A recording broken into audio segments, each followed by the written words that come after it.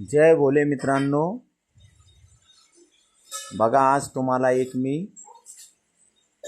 नाशिक आणि कसाऱ्यामधील एक असं सुंदर सौंदर्य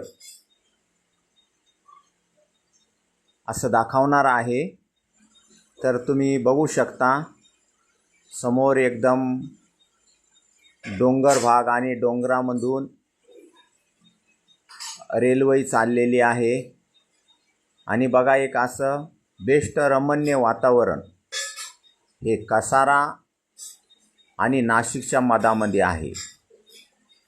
तरी मित्रांनो बघा समोर तुम्ही रेल्वे एका ब्रिजवर आणि खालून एक मोठी नदी पण आहे। बघा त्या पुलावरून कशी रेल्वे चाललेली आहे। परत हे बघा एकदम डोंगराच्या कडाने असं रेल्वेचं एक पटरी काढलेली आहे।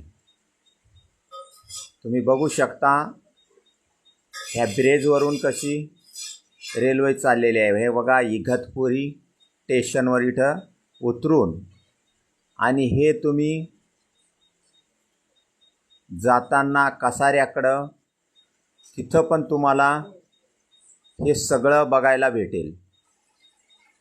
हे मस्त अशी नदी आहे आणि डोंगर एकच नंबर।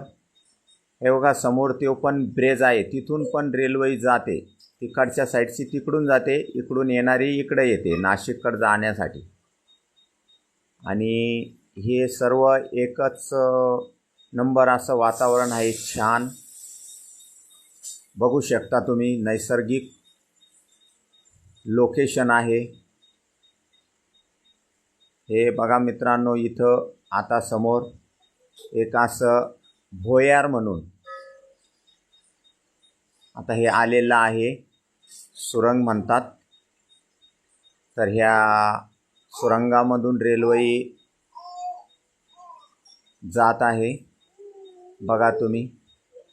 आणि या सुरंगाच्या बाहेर निघाल्याच्या नंतर एकदम नैसर्गिक वातावरण तुमच्या समोर आलेलं आहे। एवढं छान वातावरण घोटी आणि कसारा ह्या ठिकाणचं आहे। हे बघा हे दुसरं सुरंग आलेलं आहे। इथं पण असं हे बघा डोंगर कोरून रेल्वे आतमध्ये